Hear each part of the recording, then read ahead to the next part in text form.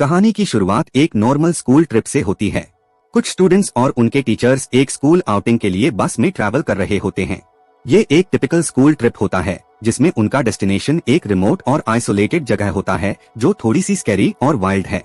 ये जगह नॉर्मल नहीं होती, लेकिन उन्हें ये पता नहीं होता। जब ये बस अपनी जर्नी में चलती है तो सब लोग एक्साइटेड होते हैं, अपनी एक्टिविटीज और गेम्स के बारे में बात कर रहे होते हैं और कोई भी नया इंसिडेंट नहीं होता। लेकिन जैसे हाई बस एक पुरानी और आइसोलेटेड जगह के पास पहुंचती है, कुछ अजीब सा लगता है। उन्हें पता चलता है कि ये प्लेस इतनी आइसोलेटेड है कि उनको यहाँ से मदद मिलना बहुत मुश्किल होगा। तभी अचानक बस का बैलेंस बिगड़ जाता है और एक पुरानी ब्रिज या रोड के चक्कर में बस का एक्सीडेंट हो जाता है।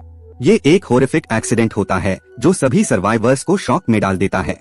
बस के बॉडी के टुकड़े हर जगह फैल जाते हैं और कुछ स्टूडेंट्स और टीचर्स सीरियसली इंजर्ड हो जाते हैं। सर्वाइवल की पहली स्ट्रगल। जब बस का एक्सीडेंट होता है तो जो लोग जिंदा बाग जाते हैं उन्हें अपनी जिंदगी बचाने के लिए इमीडिएट एक्शन लेना पड़ता है। कई स्टूडेंट्स, टीचर्स और उनके दोस्तों को अपने इंजरीज के बाद भी सर्वाइव करना पड़ता है।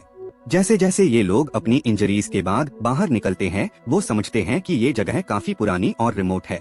यहाँ कोई भी मदद देने वाला नहीं है और अब उनको अपने सर्वाइवल के लिए अपने इंस्टिंक्ट्स पर ट्रस्ट करना पड़ता है।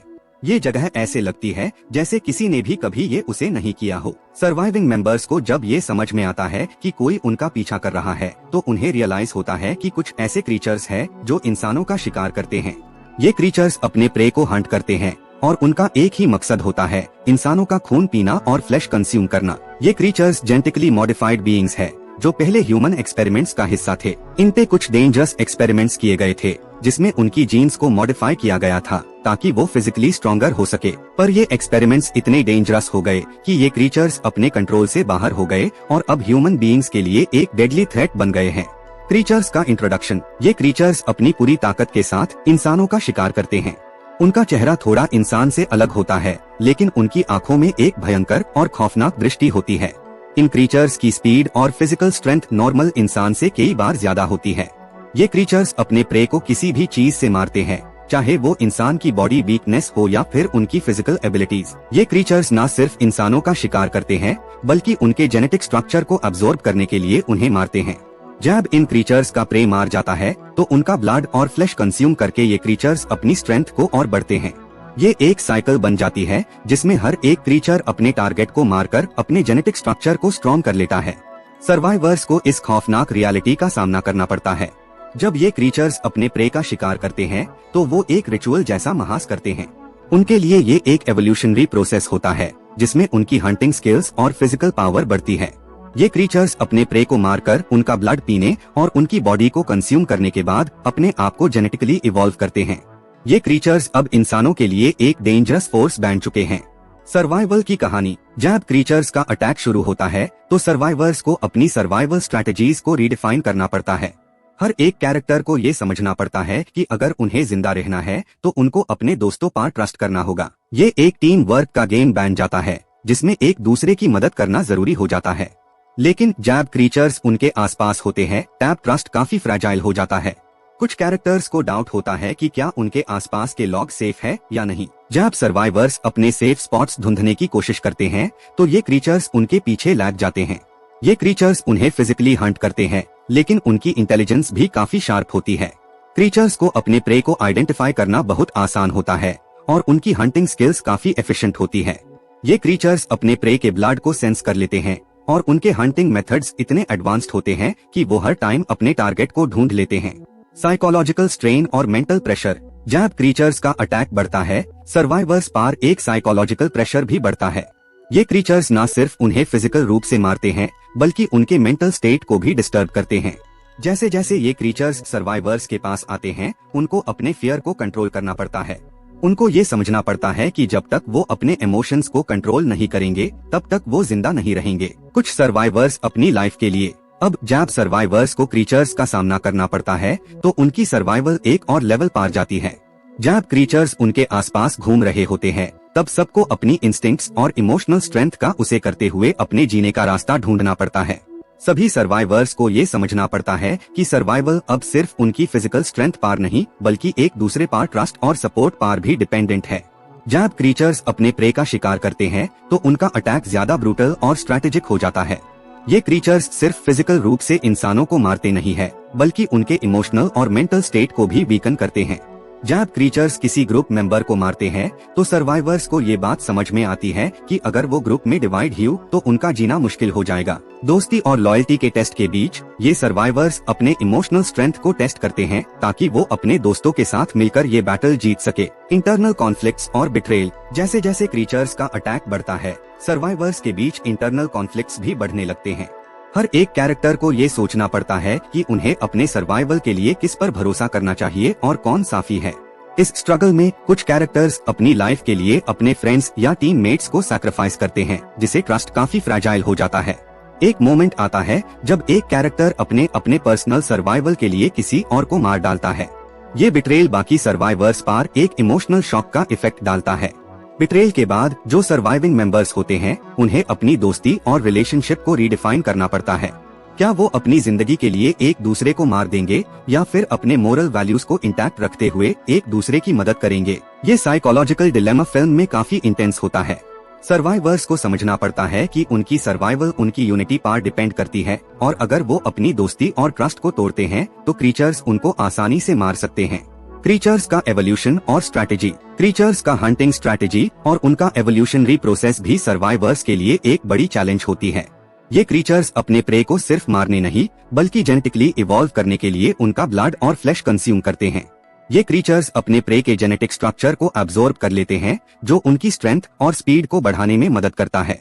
ये प्रोसेस एक कंटिन्यूअस साइकिल होती है जिसमें क्रीचर्स अपने टारगेट्स को मारकर अपनी पावर को एनहांस करते हैं। सर्वाइवर्स को समझना पड़ता है कि इन क्रीचर्स का सर्वाइवल उनके जेनेटिकली मॉडिफाइड नेचर पर डिपेंड करता है। ये क्रीचर्स अपने प्रे का ब्लड, फ्लैश और जेनेटिक स्ट्रक्चर को एब्जॉर्ब करके अपनी स्ट्रेंथ को इंक्रीज करते हैं। ये क्रीचर्स एक एवोल्यूशन प्रोसेस का हिस्सा होते हैं जिसमें वो हर हंटिंग एक्सपीरियंस के बाद स्ट्रॉन्गर बन जाते हैं। ये क्रीचर्स हर अटैक के बाद अपनी हंटिंग स्किल्स को एनहांस करते हैं और इसलिए वो सर्वाइवर्स के लिए काफी डेंजरस होते हैं। सर्वाइवर्स को अपने सर्वाइवल के लिए इन क्रीचर्स के स्ट्रैटेजीज को समझना पड़ता है। उन्हें ये रियलाइज करना पड़ता है कि अगर वो क्रीचर्स का प्रे बन गए तो उनका जेनेटिक स्ट्रक्चर उनमें भी आ सकता है, जो उनके सर्वाइवल को इम्पॉसिबल बना देगा। ये सर्वाइवर्स के लिए एक कांस्टेंट फियर का सोर्स होता है, क्योंकि उनको हर वक्त ये सोचना पड़ता है कि क्या वो क्रीचर्स का शिकार बनने से बच सकते हैं। The ultimate fight for survival. जब क्रीचर्स का अटैक और भी ज्यादा ब्रूटल हो जाता है तो सर्वाइवर्स को अपने फिजिकल और मेंटल स्ट्रेंथ को उसे करके अपने सर्वाइवल के लिए एक लास्ट डिच एफर्ट करना पड़ता है। ये टाइम उनके लिए एक टर्निंग पॉइंट होता है जिसमें वो अपनी दोस्ती और मोरल वैल्यूज को एक साइड में रखते हुए अपनी सर्वाइवल के लिए स्ट्रैटेजीज बनाते हैं। उन्हें ये समझना पड़ता है कि जब तक वो क्रीचर्स का शिकार करने के लिए अपनी दोस्ती और टीम वर्क का उसे नहीं करेंगे तब तक उनका सर्वाइवल मुश्किल हो जाएगा। सर्वाइवर्स को अपने सर्वाइवल को सिक्योर करने के लिए एक ऐसे प्लान की जरूरत होती है जिसमें वो क्रीचर्स के वीकनेसेस को एक्सप्लॉइट कर सके। ये वीकनेसेस उनकी हंटिंग स्पीड, स्ट्रेंथ और जेनेटिक एवोल्यूशन के प्रोसेस को समझने के बाद पता चलते हैं।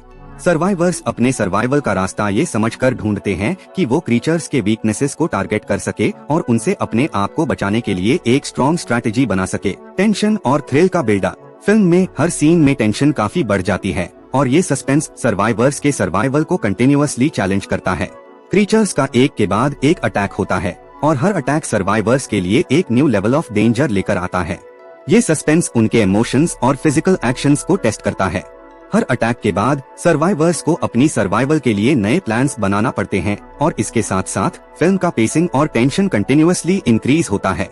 जब सर्वाइवर्स को क्रीचर्स के अटैक्स का सामना करते करते काफी वक्त गुजर जाता है, उनका इमोशनल और फिजिकल स्ट्रेस अपने पीक पार पहुंच जाता है। हर एक कैरेक्टर को अपनी जिंदगी बचाने के लिए अपनी पुरानी लिमिट्स को क्रॉस करना पड़ता है। ये टाइम उनके लिए एक टर्निंग पॉइंट होता है जहां उन्हें अपनी फियर्स, इमोशंस और दोस्ती को साइड में रख के सिर्फ सर्वाइवल के लिए सोचना पड़ता है। कई बार ये डिसीजन लेने में उन्हें अपनी ह्यूमैनिटी को सैक्रिफाइस करना पड़ता है, लेकिन अल्टीमेटली ये उनका सर्वाइवल डिसाइड करता है। जब क्रीचर्स का अटैक बढ़ता है और सर्वाइवर्स के पास कोई और ऑप्शन नहीं होता तो उनको अपनी बेस्ट स्ट्रैटेजी इम्प्लीमेंट करनी पड़ती है। क्रीचर्स का जेनेटिक एवोल्यूशन उन्हें और ज्यादा डेंजरस बनाता जाता है और अब सर्वाइवर्स को समझना पड़ता है कि अगर वो इन क्रीचर्स के अगेंस्ट जीतना चाहते हैं तो उन्हें अपने प्लान्स को और ज्यादा इंटेलिजेंट और कैलकुलेटेड बनाना होगा। टेंशन का बिल्डअप। जब क्रीचर्स का अटैक और ज्यादा इंटेंस हो जाता है तो टेंशन काफी बढ़ जाती है। सर्वाइवर्स के बीच एक और साइकोलॉजिकल बैटल स्टार्ट होता है। वो अपने सर्वाइवल के लिए हर स्टेप पार अपने ट्रस्ट और लॉयल्टी को टेस्ट करते हैं। ये टाइम उनके लिए सबसे चैलेंजिंग होता है, क्योंकि उनको ये समझना पड़ता है कि हर एक डिसीजन का उनके सर्वाइवल पर डायरेक्ट इफेक्ट पड़ता है। क्रीचर्स के अटैक से बचने के लिए सर्वाइवर्स को अपने इमोशनल और फिजिकल एंड्योरेंस को टेस्ट करना पड़ता है। उन्हें अपनी बेस्ट सर्वाइवल स्ट्रैटेजीज को इम्प्लीमेंट करना होता है। ये स्ट्रैटेजीज न सिर्फ उनके फिजिकल स्किल्स पर डिपेंड करते हैं, बल्कि उनको अपनी मेंटल स्ट्रेंथ को भी टेस्ट करना पड़ता है। उनको अपने इमोशंस और फियर्स को कंट्रोल करके एक रैशनल डिसीजन लेना पड़ता है। सर्वाइवल के लिए सैक्रिफाइस फिल्म का एक मेजर इमोशनल मोमेंट टैब आता है, जब एक सर्वाइवर अपनी जान बचाने के लिए अपने दोस्त को सैक्रिफाइस कर देता है। ये बिट्रेल एक इमोशनल टर्मोइल क्रिएट करता है, जिसमें बाकी सर्वाइवर्स को अपने ट्रस्ट और लॉयल्टी को फिर से इवैल्यूएट करना पड़ता है। एक टाइम आता है जब वो अपने सर्वाइवल के लिए अपने मोरल वैल्यूज को चैलेंज करते हैं। ये मोमेंट फिल्म के लिए क्रूशल होता है, क्योंकि इसे उनका इमोशनल स्ट्रेंथ और वीकनेस सामने आता है। सैक्रिफाइस का थीम फिल्म में काफी बार दिखाई देता है। जब क्रीचर्स का अटैक इंटेंस होता है, तो सर्वाइवर्स को ये सोचना पड़ता है कि क्या वो अपने दोस्तों की जान बचाएंगे या अपने सर्वाइवल को प्रायोरिटी देंगे। ये इंटरनल कॉन्फ्लिक्ट फिल्म को ज्यादा इमोशनल और कॉम्प्लेक्स बनाता है। सर्वाइवल का कॉन्सेप्ट न सिर्फ फिजिकल स्ट्रेंथ, बल्कि इमोशनल स्ट्रेंथ और डिसीजंस से भी जुड़ा होता है। द फाइनल कॉन्फ्रंटेशन जैसे जैसे सर्वाइवर्स क्रीचर्स के अटैक से बचने की कोशिश करते हैं, एक फाइनल कॉन्फ्रंटेशन की तरफ फिल्म बढ़ रही होती है। ये कॉन्फ्रंटेशन उनका लास्ट अटेम्प्ट होता है क्रीचर्स के अगेंस्ट जीतने का। क्रीचर्स का जेनेटिकली मॉडिफाइड एवोल्यूशन उन्हें एक डेडली और पावरफुल बीस्ट बनाता है, लेकिन सर्वाइवर्स को अपनी सर्वाइवल के लिए अपनी सबसे बड़ी स्ट्रैटेजी इम्प्लीमेंट करनी पड़ती है। जब सर्वाइवर्स क्रीचर्स के अटैक का सामना करते हैं, तो उनको उनके वीकनेसेस का पता चल जाता है। ये क्रीचर्स जो अपने प्रे को जेनेटिकली इवॉल्व करते हैं, उनका एक वीकनेस भी होता है। ये वीकनेस को समझने के बाद सर्वाइवर्स अपने प्लान को सक्सेसफुली इम्प्लीमेंट करते हैं। क्रीचर्स को आउटस्मार्ट करना उनका अल्टीमेट गोल होता है, और उन्हें अपने स्ट्रेंथ और इंटेलिजेंस का मैक्सिमम यूज करना पड़ता है। The climax final sacrifice film का क्लाइमैक्स एक शैटरिंग मोमेंट होता है। जब क्रीचर्स का फाइनल अटैक होता है, तो सर्वाइवर्स को अपने लास्ट मोमेंट्स का सामना करना पड़ता है। कुछ कैरेक्टर्स अपनी जान दे देते हैं, जबकि कुछ क्रीचर्स के अटैक को सक्सेसफुली हैंडल करते हैं। एक मेजर सैक्रिफाइस होता है जो बाकी कैरेक्टर्स को इमोशनली ड्रेन कर देता है। ये क्लाइमैक्स फिल्म के सेंट्रल थीम को हाईलाइट करता है। सर्वाइवल का असली मतलब सिर्फ जिंदा रहना नहीं, बल्कि अपने इमोशंस, दोस्ती और मोरल वैल्यूज को समझना भी होता है। सर्वाइवल एंड कॉन्सिक्वेंसेस फिल्म का एंड सर्वाइवर्स के लिए बिटर स्वीट होता है। कुछ सर्वाइवर्स क्रीचर्स से भाग कर निकल जाते हैं, लेकिन उनका जीवन कभी पहले जैसा नहीं रहता। उन्होंने अपने सर्वाइवल के लिए जो सैक्रिफाइसेस किए हैं, उनके कॉन्सिक्वेंसेस उनके माइंड और सोल पे हमेशा रहेंगे। उनको ये रियलाइजेशन होता है कि इन क्रीचर्स का ओरिजिन एक ह्यूमन एक्सपेरिमेंट का पार्ट था, जिसमें उनको जेनेटिकली एनहांस किया गया था। ये रियलाइजेशन उनके लिए एक मेजर इमोशनल सेटबैक होता है, क्योंकि उन्हें ये समझना पड़ता है कि क्रीचर्स का एवोल्यूशन इंसान की गलतियों का रिजल्ट था। जब सर्वाइवर्स को क्रीचर्स से बचकर अपनी जिंदगी जीने का मौका मिलता है, तब उनको ये समझ में आता है कि उनकी जिंदगी का असली मतलब अपने दोस्तों के साथ अपने इमोशनल स्ट्रेंथ को समझते हुए सर्वाइव करना है। उनको ये रियलाइजेशन होती है कि सर्वाइवल का असली एसेंस ये है कि उन्होंने अपने दोस्तों पर भरोसा किया और अपने मोरल वैल्यूज को सैक्रिफाइस नहीं किया। जीवन कभी पहले जैसा नहीं रहेगा। ये फाइनल विक्ट्री एक बिटर स्वीट मोमेंट होता है।